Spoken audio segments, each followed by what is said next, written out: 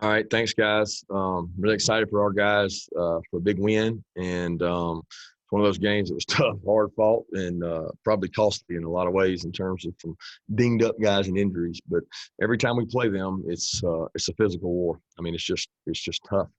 They play really stout along the offensive and defensive lines. They had a tough game against Missouri the week before, and I know their defense was going to try to come out and stop everything. I thought they did a really good job managing the clock and keeping their quarterback from having to make mistakes. And I thought Eddie did a really nice job of limiting our possessions offensively. What they did with the quarterback and the quarterback runs. He's really big. They're really big up front. They're really good at running the ball. And I know they didn't score but 3 points, but they maintained the ball and were able to have success there rushing it, and always tough to defend these guys. But our kids were resilient. Our kids responded. Tough environment to play in, and I'm really happy about the way we responded and came out and had the opening drive. The second half was big. Hey, Kirby, regarding the offense today, obviously, able to run the ball, very efficiently. Is there any carryover you think, given what Florida does on offense, and probably needing to 14 points probably won't be enough to beat that team? I would say the key is possessions and not turning the ball over. Mm-hmm. So, did you guys come in with a mindset to wanting to kind of inflict your will on them with a physical ground game, or was it what they gave you think? No, we came in with the mindset that we wanted to score every single possession we got the ball, and do it by any means necessary. Whether that was run the ball, throw the ball, I mean, it's was to take what they give you, and that's what we were doing. Kirby, I think I'm trying to remember, I think y'all only had 3 offensive possessions in the first half. I think it was 4, excuse me. 4 with the short one at the end, yeah. Right at the end. When you don't have as many, is it hard to tell in the first half if y'all are struggling or if y'all are doing what you're supposed to do and Kentucky has the ball too much? How would you categorize that? Can you? Well, I definitely wouldn't say we're struggling. I mean, not at all. We basically got things down to, we had a third down maybe that James or somebody caught a ball, and I think he ended up like a foot short or a yard short, and we just didn't convert. You got to get that first down, which he got one later in almost the same situation. He got the first down, and defensively, you got to get the ball back to the offense. I mean, they had a 19-play drive or something. It's like playing the triple option where you only get a certain number of possessions. But I wasn't disappointed in the effectiveness of the offense in the first half. They just didn't get many opportunities. Next 2 questions will go to Jake Rowe, followed by Mike Griffith. Hey, Kirby, with some of those struggles there at quarterback, was there any, thought with, and I know you talked about the possessions, but was there any thought about maybe trying to give the offense a little bit of a spark at some point, and DeJuan, JT, anybody like that? No, there was no discussion about it because I personally didn't, a batted ball on a pass that he's got to get around a guy is not a real struggle. I know that you can say what happens once, shame on me, happens twice, shame on you, but it's one of those things. He's got to wrap the ball around it. He's got to throw it away. He's got to get another opportunity. But he also did a lot of good things in the run game. He pulled the ball and scored with it. He put us in the right run plays. He handled motions. He handled the clock. He did some good things. He didn't get a chance to throw the ball an awful lot today because we were able to run the ball. So.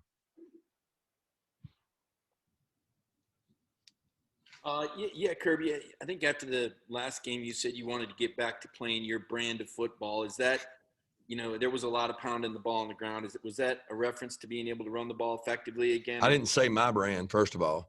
I said, Georgia's brand. Yeah, that would be more appropriate, I think, because it's not about me. It's about the University of Georgia. And we want to be able to do whatever allows us a chance to be successful. And we're always going to take what the defense gives us. If they play certain defenses, we're going to be able to take shots. And if they can't stop us running the ball, then, we're going to run the ball. That's what you got to do. You got to be able to stop people from running the ball. And there's a lot of times today they couldn't do that.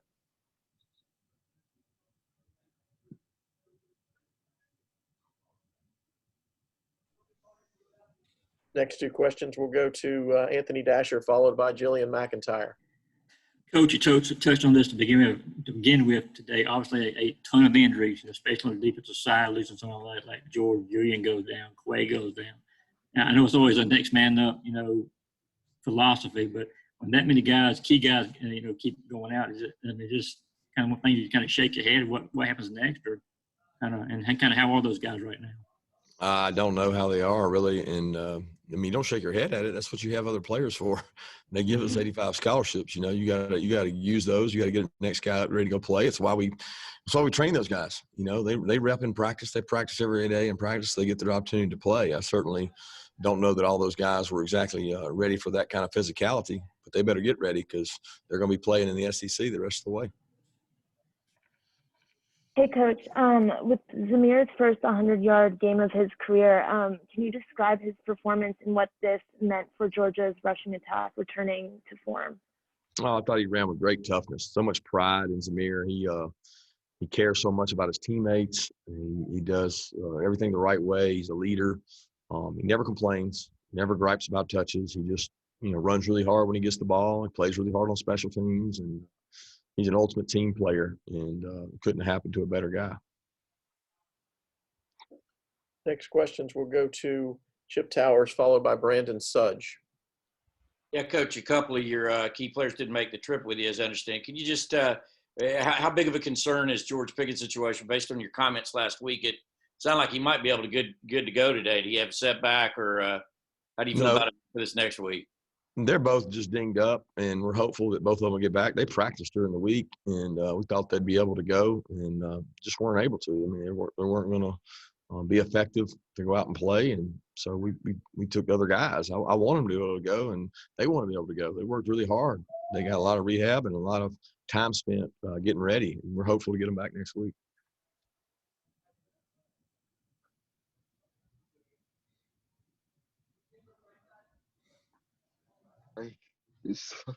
Sorry. Kind of going back over to the running game, and especially early on when y'all had had all those runs in the open. What type of things were you able to see or take advantage of early on in the run game? Well, the backs ran hard, and we got a hat on a hat. If you block the right guy and you block them legally, then our backs are hard to tackle. I mean, it's tough when you got a 215, 220-pound back coming downhill at you, and they got blockers on everybody. So when you can do that successfully and put a good run plan together, allows you to have success. But we all know that in order to be the kind of team we want to be, an explosive team, we have to be able to run the ball for longer yardage runs, and we also have to be able to throw the ball effectively. We unfortunately didn't get much of a chance to do that today. I thought, Monken took a couple shots, and he made a couple plays with them. He made a play to Darnell down the field and made a play to James down the field, and those are both things we worked hard on in the off week. Next two questions will go to Seth Emerson, followed by Mark Bradley.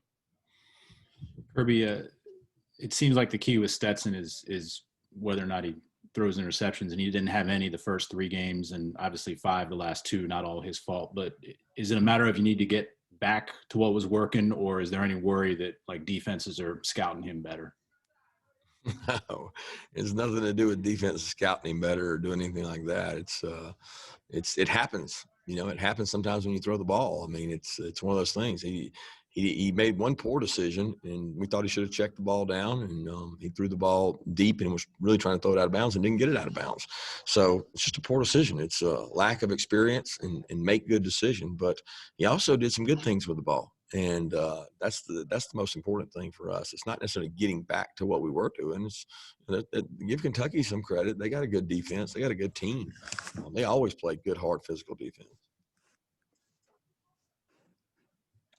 Kirby, I think I know the answer to this one, but I'll ask anyway. In the eye of a coach, is there any such thing as an ugly win? Oh, absolutely.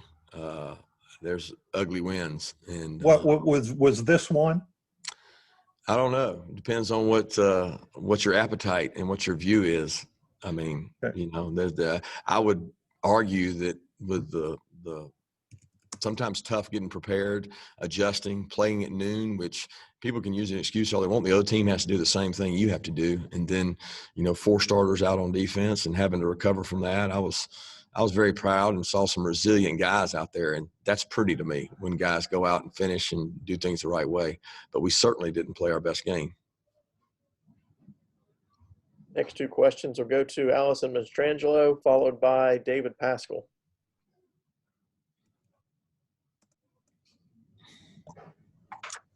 Hey, Coach, overall with Stetson Bennett just making his 4th start, I know we've talked about his turnovers, but what have you seen progress from him just in his confidence and his play calling moving forward? Well, I would say his overall management of things, being able to handle some of the shifts, motions, decisions, pulls, checks. I mean, he makes some good plays. He makes some good timing plays. Unfortunately, you can't combine those things with one poor decision can affect the outcome if it's a one-score game. You know, it can affect it, and you don't always know when you're going to have that cushion. But he also didn't get an opportunity to make a lot of plays that maybe he could have made because we didn't have to. We just didn't have a lot of possession. So I'm not going to overreact to one poor decision. It would be making those multiple times that gets concerning. And at the end of the day, we got to play the guy that gives us the best chance to win. Kirby, I know the injuries up front defensively resulted in Carter and Wyatt having to play a ton. Just curious how you thought, I know you haven't seen the tape yet, obviously, but how you thought they played, especially from like a stamina standpoint, being out there a lot. Well, I don't know. I mean, you said it. I don't honestly know. I can't wait to watch the tape and see, because not only did they play, I mean, we can't play them more because the other guys are out. We have to play more guys. And Nas got to play, who's been working really hard on the scout team. I got to watch, see how he played. And Warren Brinson played more. So we've got to get some help in there. And we got some guys back home that we think can help us. Last two questions today to Blaine Gilmer and then Jeff Schultz. Kirby, how do you feel? Obviously, you have a lot of respect for Coach Stoops and Eddie Graham. Do you feel like a lot of people underrate that coaching staff and that culture they've created at Kentucky? I don't really know what people think about them. You know what I mean? Like, I don't know whether they underrate them or overrate them, because I don't know how they rate them, and I don't really care. I respect them as men. I respect them as coaches. They know how to manage a game, maybe when, talent level may not be even, and they do a good job of keeping their teams in the game by the decisions they make. Eddie's dealing with a guy, he had a quarterback that had experience, and now he's out. And so he's taking a guy that really hadn't played and trying to play with him, and he's going against a pretty good defense, and he found ways to manage the clock, keep the game close. Those are all things that good coaches do, and I thought they did a good job of that. Kirby, I understand how you view things internally and how people externally view things sometimes and often perhaps don't align. Externally, I'm sure a lot of people look at your team right now and say they're limited offensively. Internally, do you believe you're limited offensively? I do not. And I hope one day we get to show it. I hope we get an opportunity to, because we get to go against a pretty good defense every day. And I see them. I see them pass pro. I see them throw and catch the ball. I see us run the ball. I see us play action. I see a lot of good things out of our offense. And unfortunately, we haven't been able to see them yet. And a lot of that today was due to a ground and pound ball control by them and a few unfortunate turnovers. Thanks, Coach. Appreciate it.